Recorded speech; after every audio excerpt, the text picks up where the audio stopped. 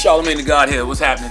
We're in Winthrop University, Rock Hill, South Carolina, doing an event today with Marianne Williamson and Michelle Williams, who I call Tanitra. And it's about my favorite subject, mental health, okay, and mindfulness, and just being the best versions of ourselves. You know what my favorite subject is. What they say, you say anxiety 3 times, Charlamagne Tha God will appear with his book.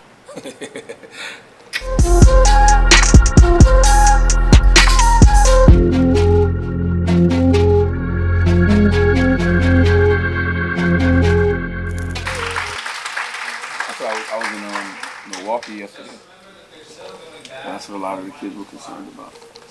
But it's that social media, man. Like it makes it so easy to make like a permanent decision based off a temporary feeling. Yeah. Because you feel something and you jump online and you express it, and then like, people literally tell you, kids, like, you feel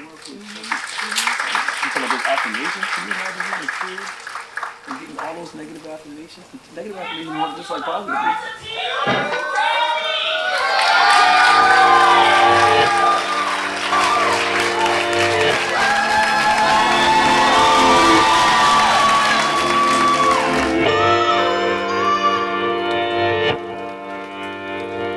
Good afternoon, everybody. I'm so excited to be here. I've sat where you've sat before. I've been a college student, so I love being able to not go to class to come to something like this. But I'm glad you came here because this is effective. I was diagnosed with depression in my 30s, but I had been dealing with depression since about the 7th grade, so whatever that age would be, about 12-ish.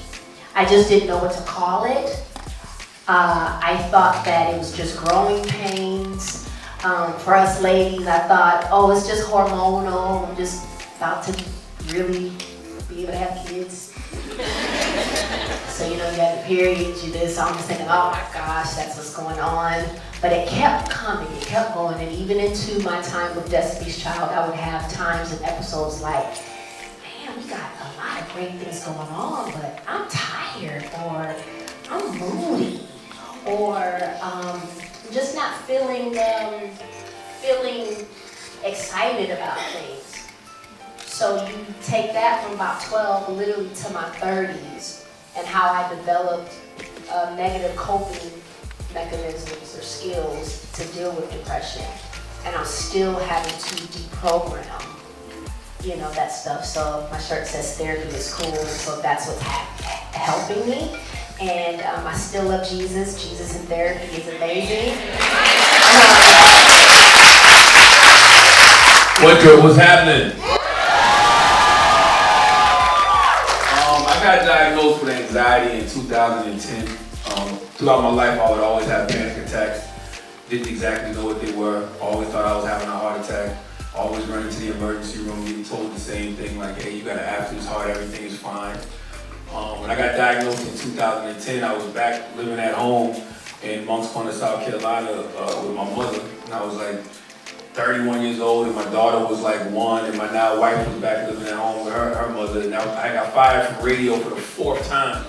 So I was collecting unemployment checks, and I was just stressed out. I remember driving down I-26 in South Carolina feeling like I was about to have a heart attack. And I pulled over to the side of the road, drank some water. I'm like, yo, I'm gonna go to the doctor tomorrow. I went to the doctor. Doctor tells me the same exact thing, like, yo, there's nothing wrong with your heart, you're fine. And he was like, do you have anxiety? And I was like, anxiety? What is anxiety? And he was like, well, it sounds like you had a panic attack. He was like, are you stressed out about anything? And I was like, hell yeah.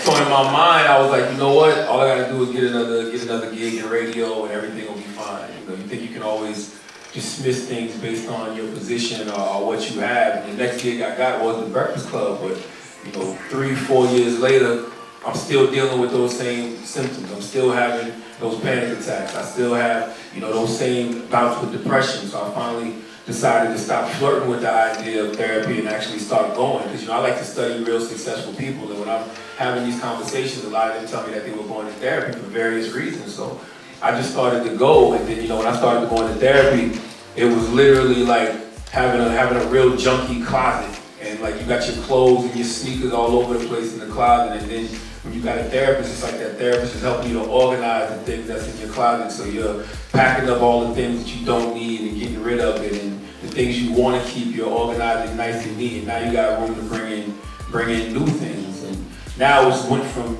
me going to therapy to deal with my anxiety and depression to just this whole journey of just mindfulness and wellness and wanting to be whole and wanting to be the best version of myself. And I guess that's what brings me here today.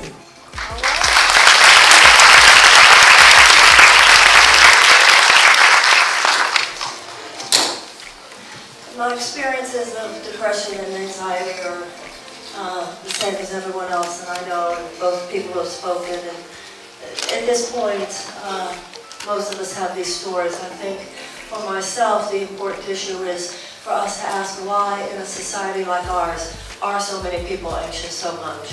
Why in a society like ours are so many people depressed so often?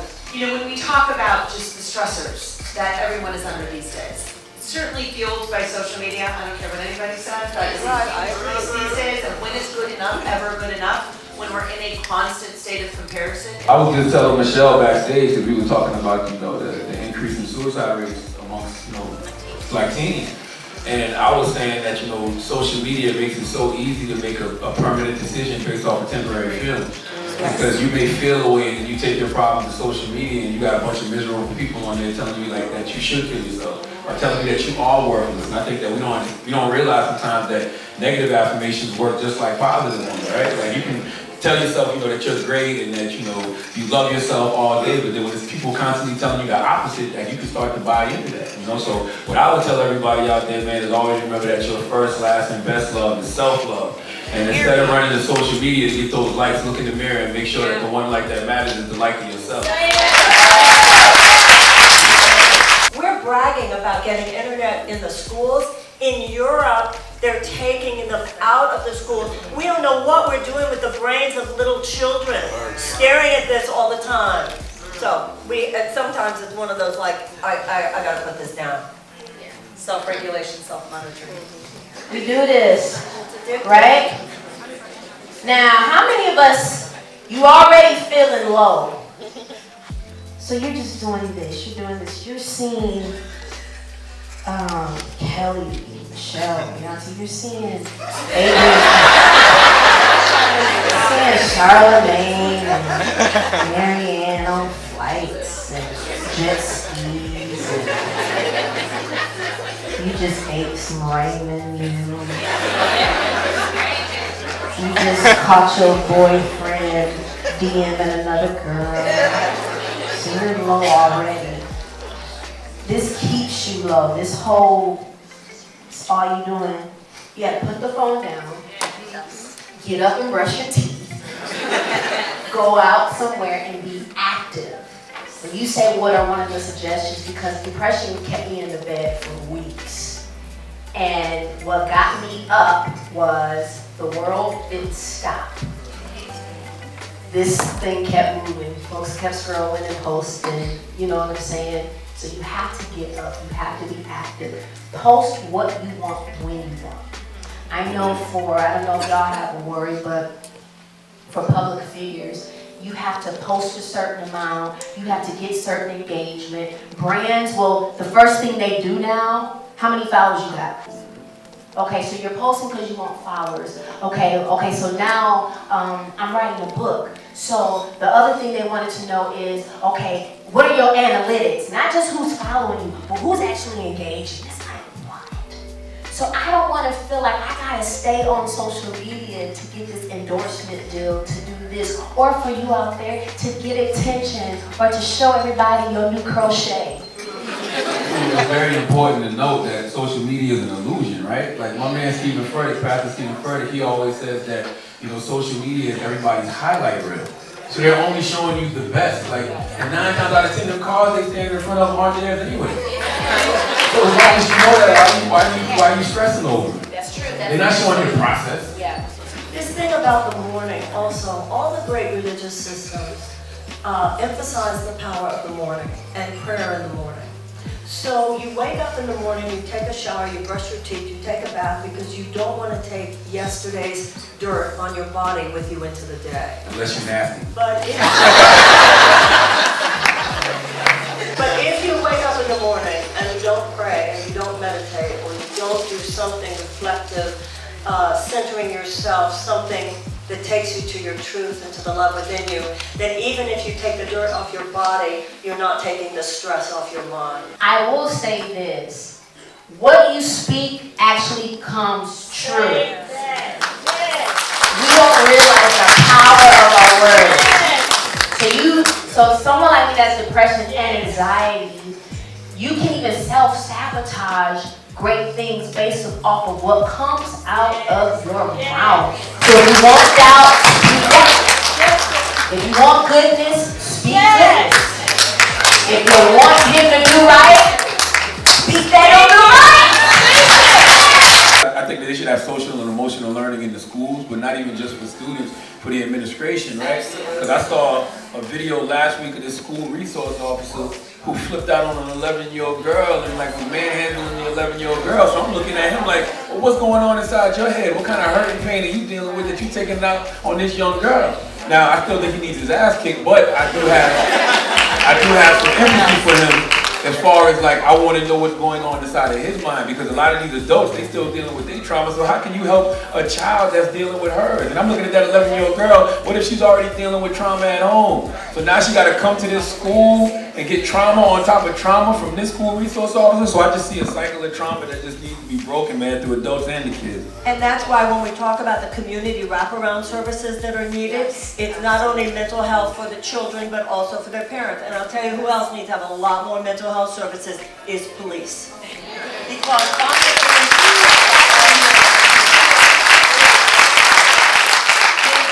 American has no clue the level of constant stress and trauma that the average policeman is in. The average white American has no sense of the trauma and stress of the average black American when they see a police car or hear a police siren. You put those two together and you have a toxic. You know, I come from Texas, so I know this kind of southern thing we have. You know, of how you doing? Oh, my mother's about to die. Well, that's fine. You tell your dad.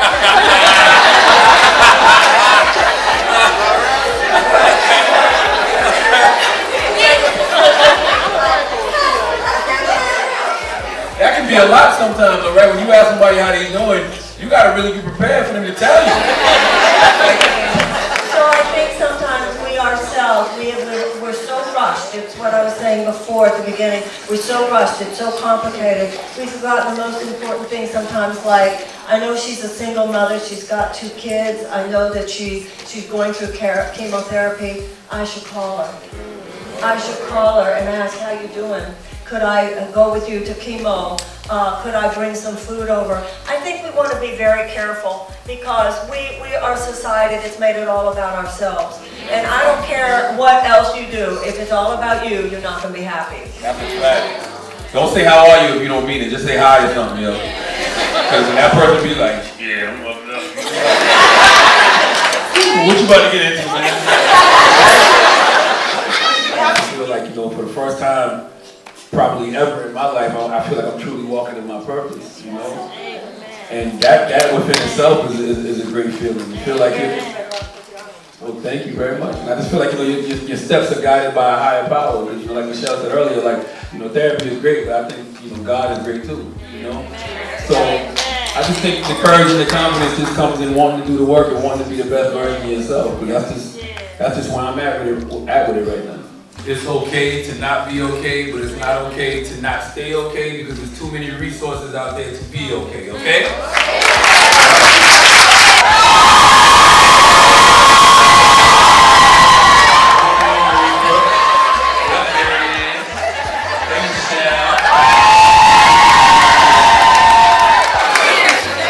Hey everybody, look who I'm here with. Hey, what's happening, Marianne? 2 cancers. Yeah, 2 cancers. Yep, absolutely. And we are here in South Carolina at Winthrop University. We did a mental health summit type of panel. You did. Thank you for coming. Thank you. And tell the people about your book. The book is called Shook One, Anxiety Playing Tricks on Me. It came out last October, but it just came out on paperback in September. And it's basically a journal that I was keeping when I started going to therapy a couple of years ago. So when I started going to therapy for my anxiety and my depression, I was just keeping a journal, and the journal became the pages of this book. And I got my man Dr. Ish, who is a psychiatrist from the University of South Carolina, and he gave like these clinical correlations to the things that I was feeling, and it just became this book on mental health that a lot of people are gravitating toward. And the word that's on everybody's lips who's really thinking deeply, of course, is healing. Yes. Healing ourselves, healing our earth, and healing our society, and how all of those connect to each other. So, and that's the beauty of it, right? Like, you know, you start off in therapy to deal with your anxiety and depression, and then you just go on this journey of healing, of mindfulness. You know, even with me now, it's like finding the sacred masculine, like crossing out all the toxic masculinity that a lot of us were raised on and a lot of us exhibited, and turning that into the sacred masculine, but then also getting in tune with your divine feminine. So it's just like this whole thing that happens once you start just going down that path, right? and taking it out into the world so that we not only understand those things about ourselves, but we can do for the world what we know those principles have done for us. And of course, Charlamagne has been very good to me, and it's had me on the Breakfast Club, for which I'm very, very grateful. We love when you come. Thank you. Absolutely. Thank you. We love you. Bye. Thank you, darling. Thank you. Thank you.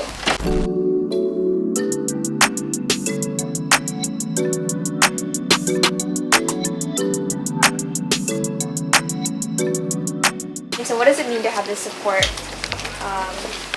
of Miss Michelle Williams and Charlamagne? Well, I don't think of this day as their having supported me particularly. I think we're all here in support of a bigger idea than any of us, and that has to do with mental health in the United States and for people, and all of us come at the subject from a different place in terms of our own personal experiences and our own beliefs, and we were all here to be of support to the students at Winthrop University, and I think we did good. I think so. I believe so. I think we nailed it today. I mean, the title of the conversation is what it's all about, like telling your story.